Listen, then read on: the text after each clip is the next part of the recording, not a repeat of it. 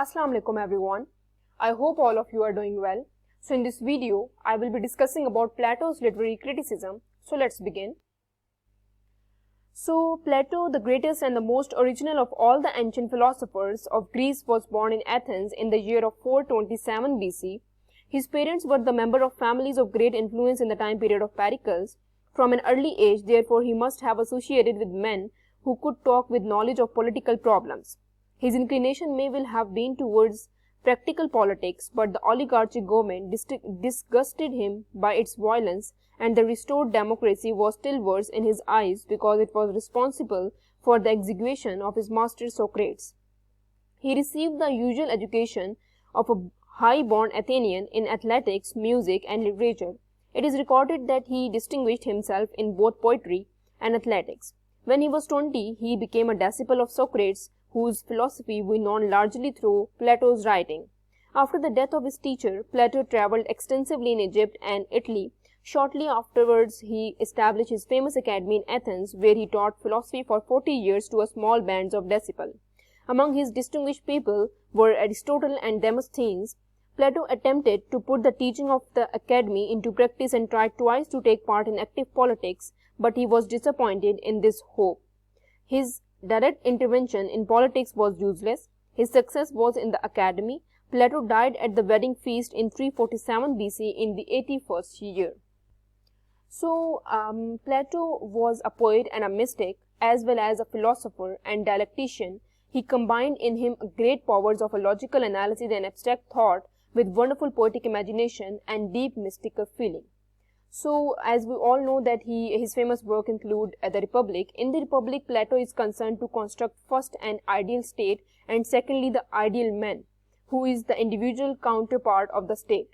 From the social point of view, we find him making everything including art subservient to morality or civic virtue, and from the individual point of view, everything subservient to the philosophic ideal or the pursuit and realization of truth. So Plato had some kind of objection related to art. He said that art is a mere imitation.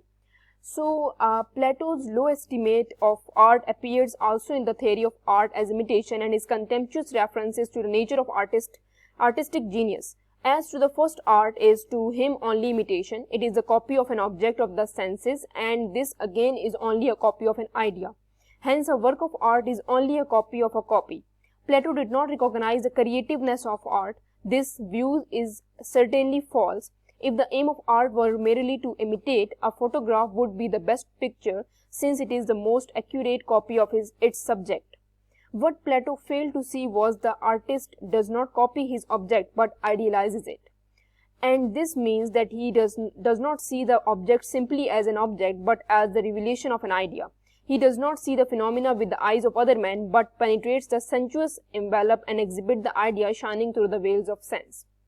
So the second objection is neither art nor artists contain or convey any real knowledge of things, because a writer is unaware of essence of things. Essence is something that is original, but a writer is aware of technical scales of the things. He is just portraying it according to the technical scale.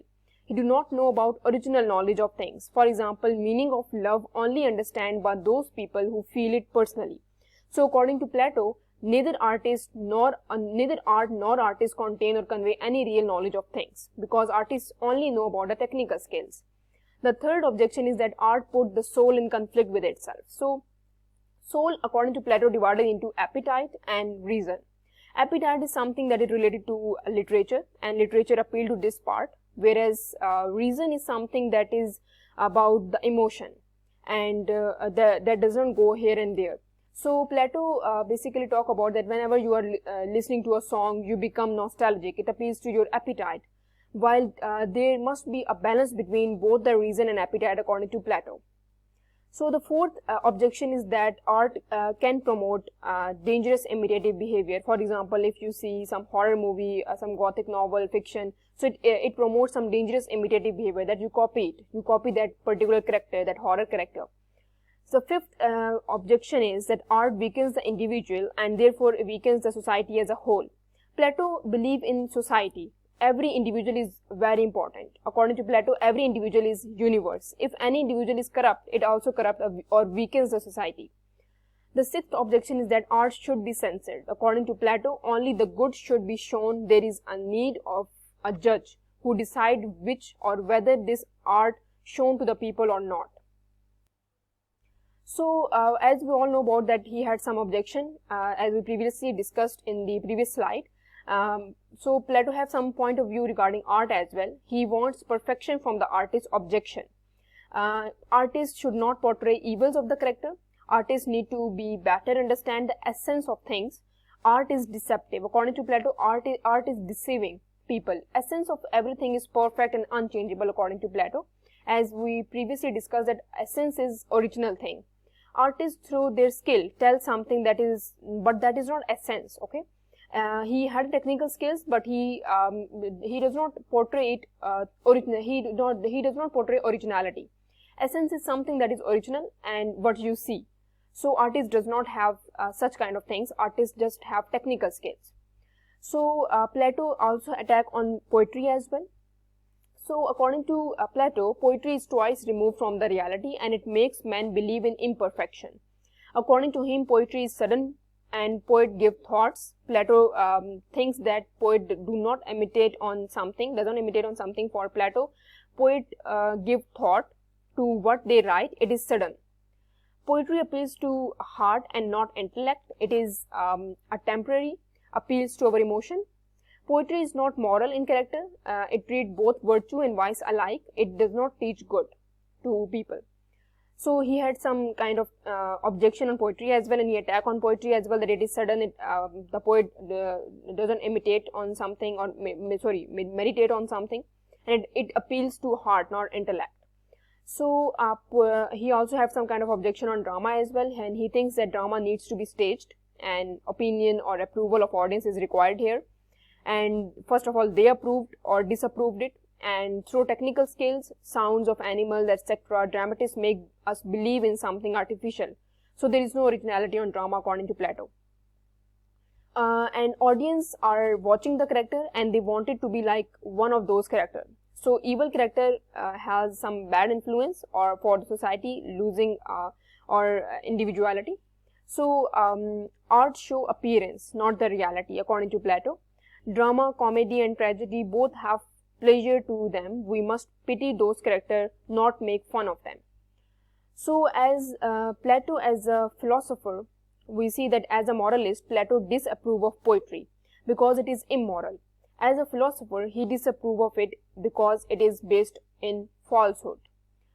Philosophy is better than poetry according to Plato because philosopher deals with idea or truth, whereas poet deals with what appears to him as illusion. He believes that truth of philosophy was more important than the pleasure of poetry. Plato's chief interest was philosophical investigation, which formed the subject of his great works in form of dialogues.